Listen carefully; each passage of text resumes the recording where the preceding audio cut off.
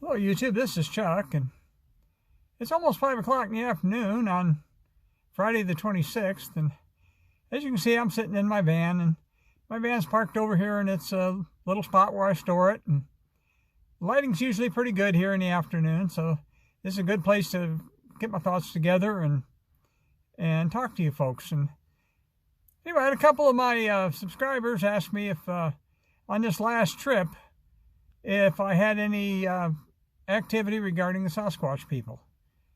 Well, the short answer to that is yes, but in order to tell you about it, I probably ought to give a little bit of background. And one of the things I like to do is I'm very open about what I do regarding my involvement with the Bigfoot or Sasquatch folks. And any of you that have watched any of my videos know that. And I figure I have to be, because I want to collect stories, and nobody's going to tell me their story unless they know I want to hear it. So in building my YouTube channel and in trying to get stories, I hand out quite a few business cards. And my business cards, if you look at it, it says right on there, it says I'm a retired firefighter, a backroad wanderer, and a squatcher. And a lot of people know what a squatcher is, and some people that don't ask. And when I tell them, some of them laugh, and some of them obviously immediately write me off as some kind of a loony bird. But a lot of times, you'd be surprised, there's a lot of people that have an interest in that subject. And once they figure out that you're real serious about it and you want to hear their story, you pick up quite a few stories. And so in the process of talking to the folks, not so much at the RTR, because the RTR was just basically events and then everybody went home. But over at, once I got over to Skooliepalooza, and to tell you what I did, I drove over on the 17th, and the night of the 17th, night of the 18th, I stayed in Quartzsite, just outside of Quartzsite. And then after the RTR wrapped up, I drove on over to Ehrenberg, where Skooliepalooza was at, and I spent 4 nights over there.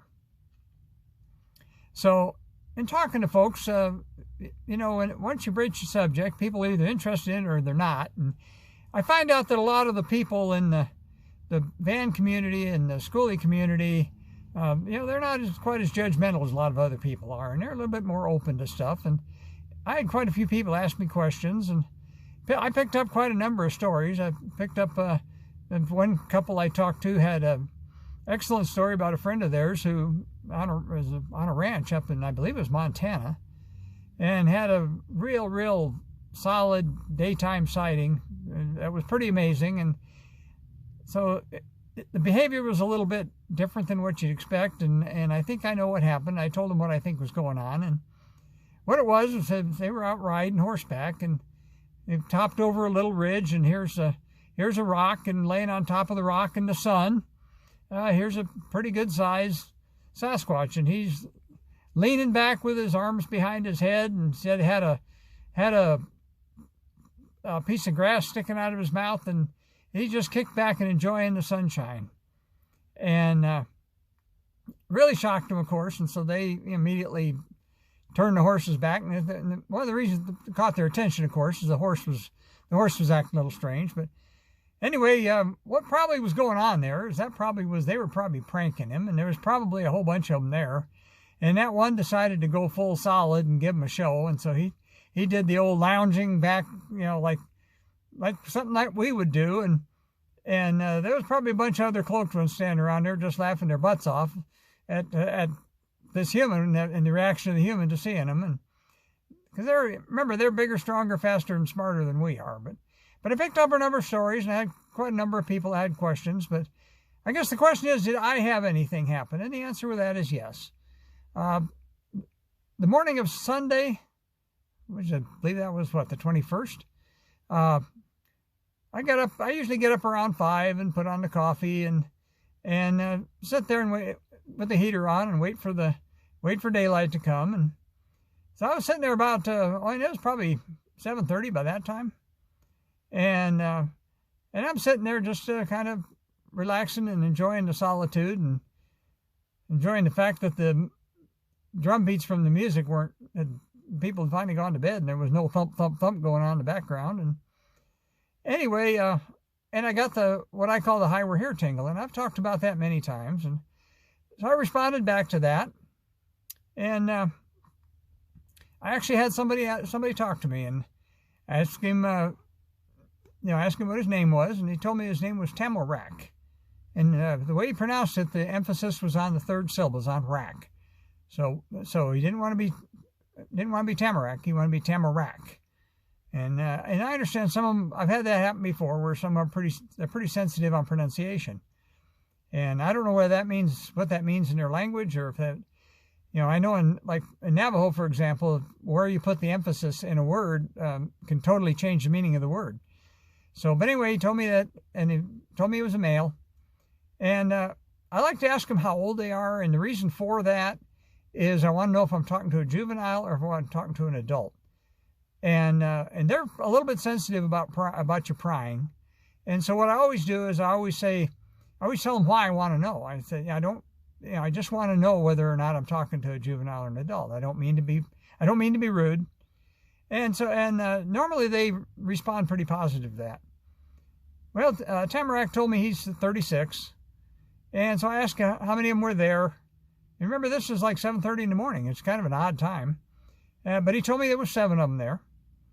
And he also volunteered something which I thought was pretty funny. He said they like to watch the crazy humans party. They get a kick out of that. And I can see that where they if they go in their cloak, they can be pretty close to the whole crowd there and watching the whole goings on and wondering how we possibly can do what we do. But anyway, so I had a back and forth with Tamo'RACK for about, probably 10 or 15 minutes. And then he was gone. And but Ed told me they're there. And that they, even as outfit like Skooliepalooza, where there's literally hundreds of buses and a lot of people there. I don't know, there's a couple thousand people there probably. But even that, they're in there right close, and especially in the dark where nobody can see them. And most of the people, when they party, I imagine they put the dogs away for the night, and so there's not a lot of dogs. A lot of times they're around because the dogs can see them when we can't. But anyway, the next evening, Tamo'RACK was back, and basically kind of like, hi, how you doing? And I had a little bit of contact with another one, but he wouldn't tell me what his name was. But anyway, I did have a little bit of forest people contact over there, and as always, I tell you, take it for what you will. But I want to do another video. I don't want to add it to this one, but I want to do another video about my takeaways from Skooliepalooza, because it's such a different life to lead to do what those folks do, and it's pretty interesting. And I met some very interesting people, and so. But this one here is going to be about this subject, and so I think I'll close it here, and I'll tell you as I always do: take care of each other and love each other and take care of yourself. And when I came back, when I got home Wednesday after the van broke down, and I did what I did and made a beeline for home, and I was pretty tired by the time I got here. So yesterday the weather was bad, and I took what in the fire department we always called it, when we took a day when we just kind of kicked back and didn't do anything, we called that a KB day, and that obviously stands for kickback. So I took myself a KB day, and it rained on and off all night, or all day, I should say. And then last night we even had a thunderstorm move through with thunder and lightning. But today's beautiful. It's not a cloud in the sky right now. It got up into the low 50s. It's supposed to be even a little bit warmer tomorrow. So I checked on this to make sure nothing's going to freeze, and everything seems to be fine. And so I'm going to let this thing sit for a couple of days before I work on it. But for right now, I'm going to let you go, and let me spin this around. Give you a look at my bottom yard down there. And for right now, I'll just tell you, peace out.